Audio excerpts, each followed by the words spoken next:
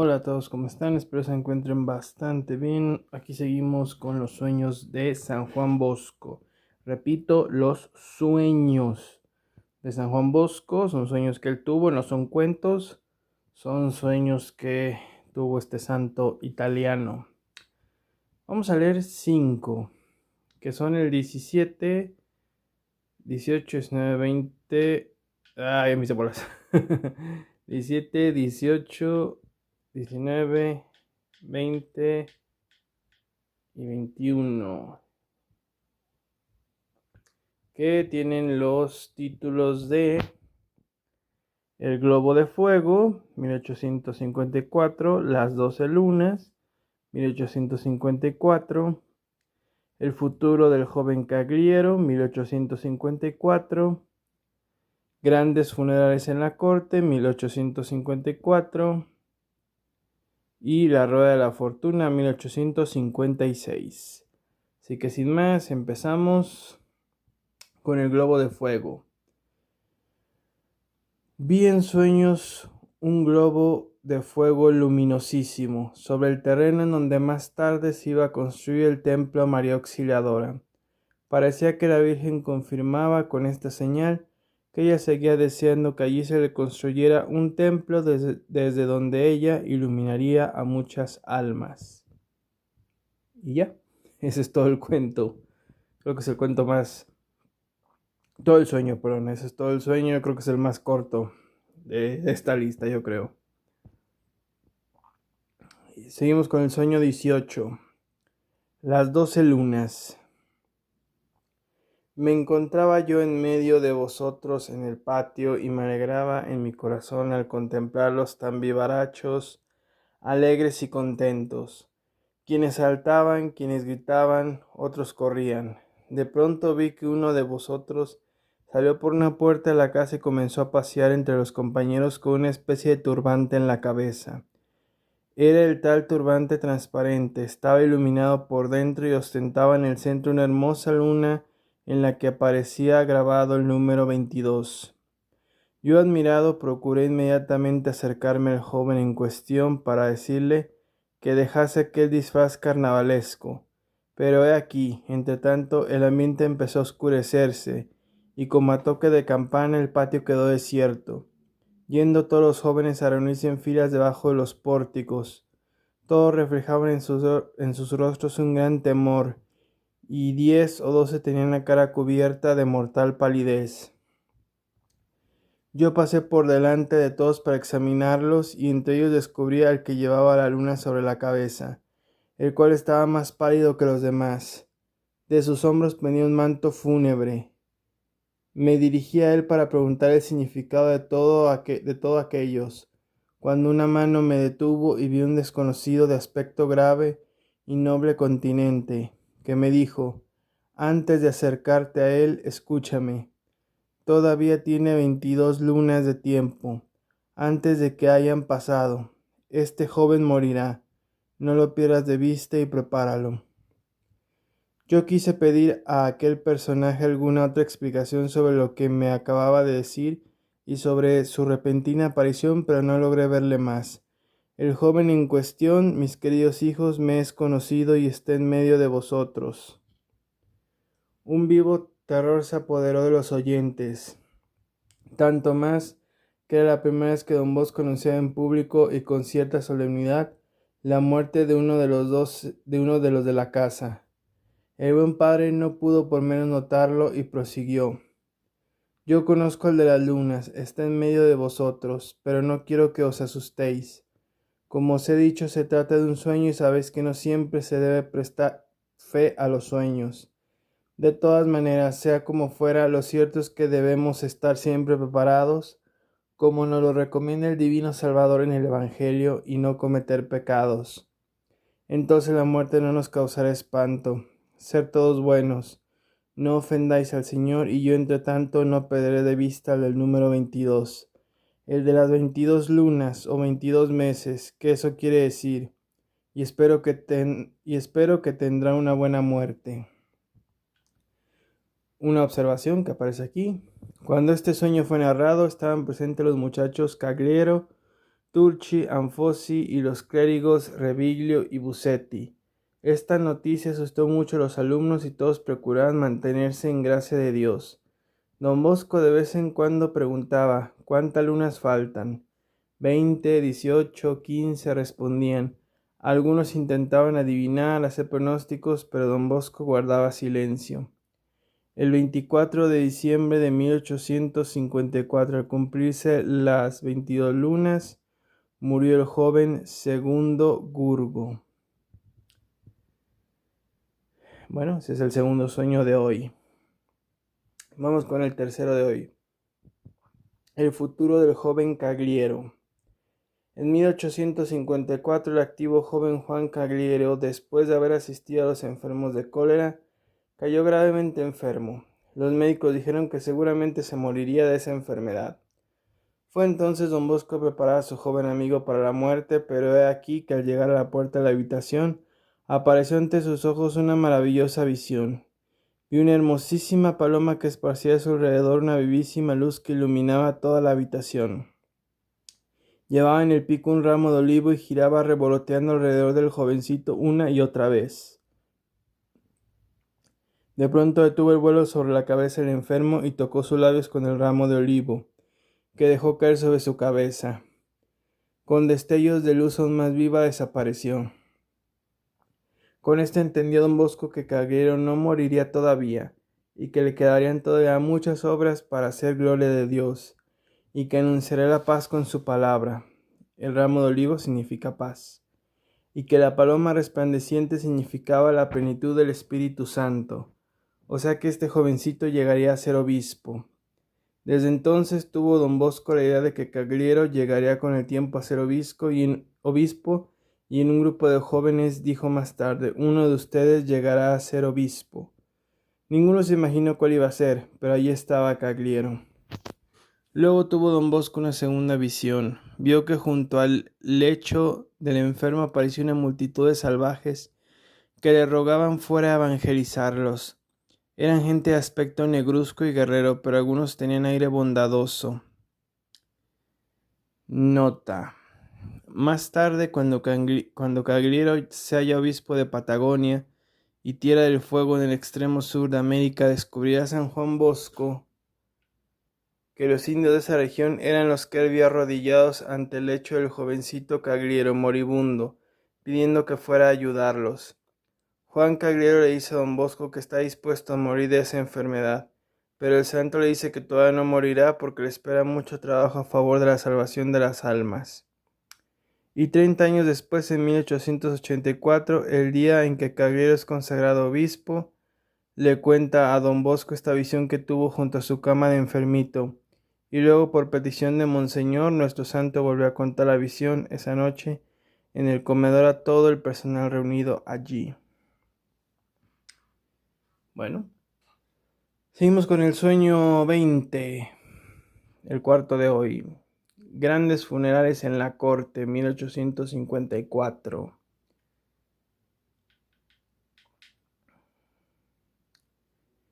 Me pareció hallarme en un corredor del oratorio. Me hallaba rodeado de sacerdotes y clérigos. De pronto vi adelantarse por el medio del patio un empleado de palacio, de uniforme rojo, quien, acercándose rápidamente, me gritó: «Noticia importante». «¿Cuál?», le pregunté. «Anuncia.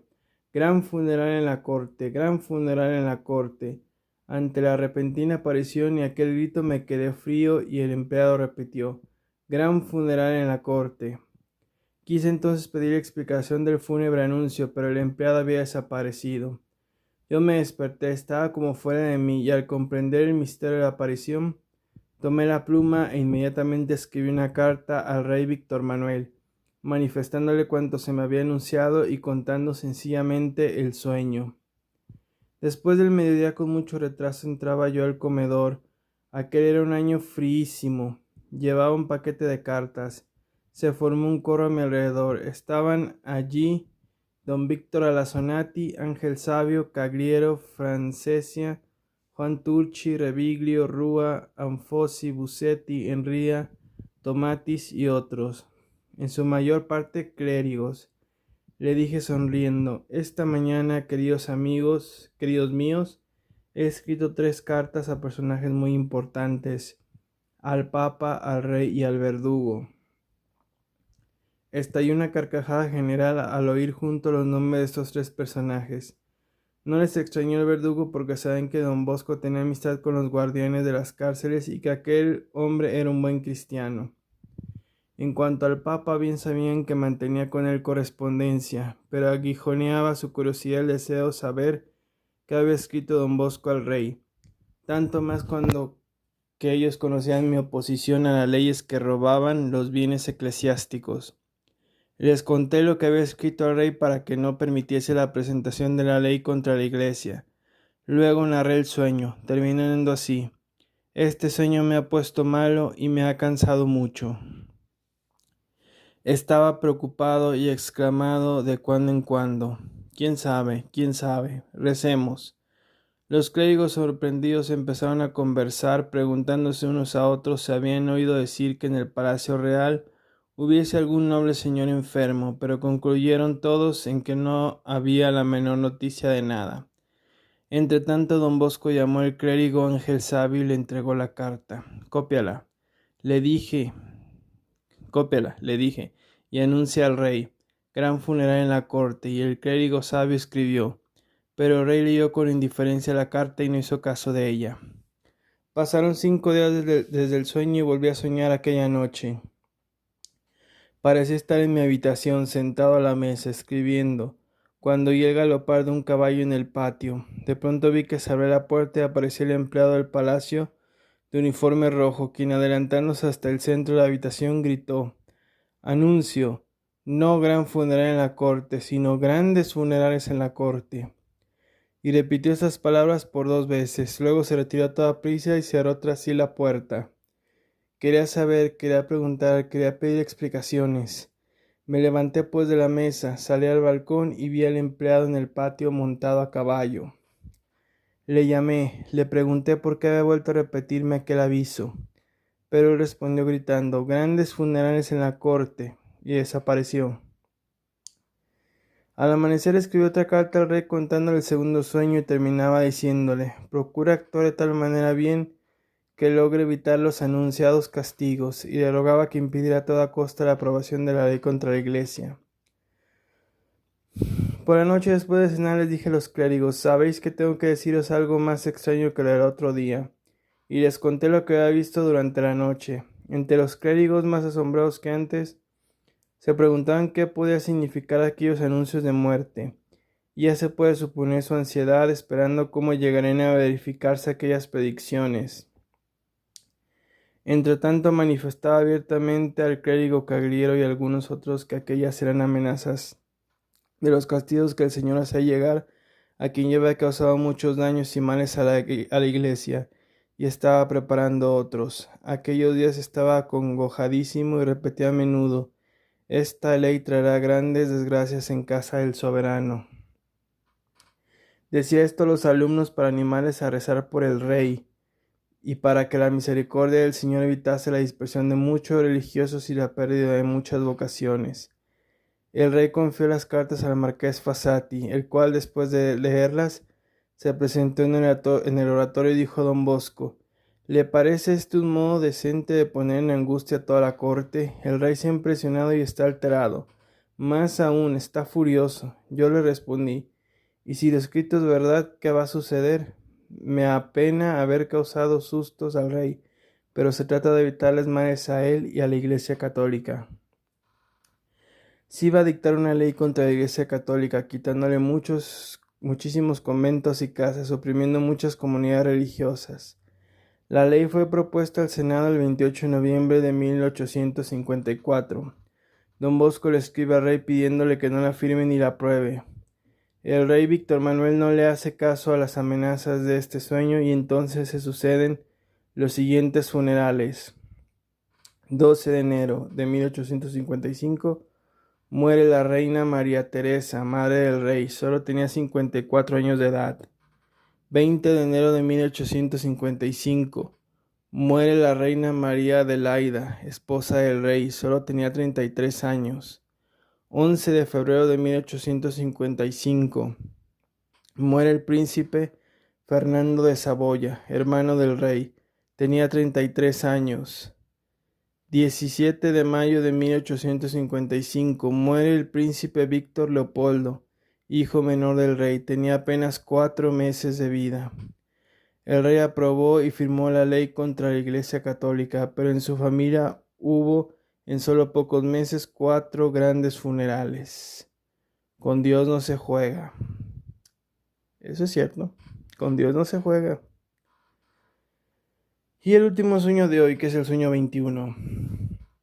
La rueda de la fortuna, 1856. Soñé que se me presentaba alguien con una rueda que anunciaba el futuro y aquel personaje me dijo: oiga el ruido de esta rueda, cada vuelta que ella da significa lo que sucederá a su obra educativa en 10 años. Le dio la primera vuelta. El ruido que se produjo fue tan pequeño que apenas se alcanzó a escuchar muy cerca. Al darle la segunda vuelta, ya el ruido que produjo la rueda se alcanzó a escuchar desde mucho más lejos. A la tercera vuelta el ruido fue mucho mayor y se alcanzaba a oír por todo el país. A la cuarta vuelta de la rueda ya el ruido fue inmenso y la quinta vuelta el ruido fue tan grande que parecía oírse por todo el mundo. Y me fue comunicado lo que este era el anuncio del futuro que esperaba la obra educativa de Don Bosco. En los primeros años solo sería conocida en la ciudad donde estaba su primer instituto, el Oratorio de Turín. En su segundo decenio ya se extendería por las provincias de aquella región, el Piamonte. En el tercer decenio su fama y su influencia se extenderían por todo el país de Italia. En el cuarto decenio se difundirá por toda Europa y en el quinto decenio la obra de Don Bosco sería conocida y apreciada en todos los continentes del mundo. Me cansé. Pues nada, aquí están los sueños de San Juan Bosco. Gracias, suscríbete, dale like, comenta, comparte y nos vemos en el siguiente video. Hasta luego.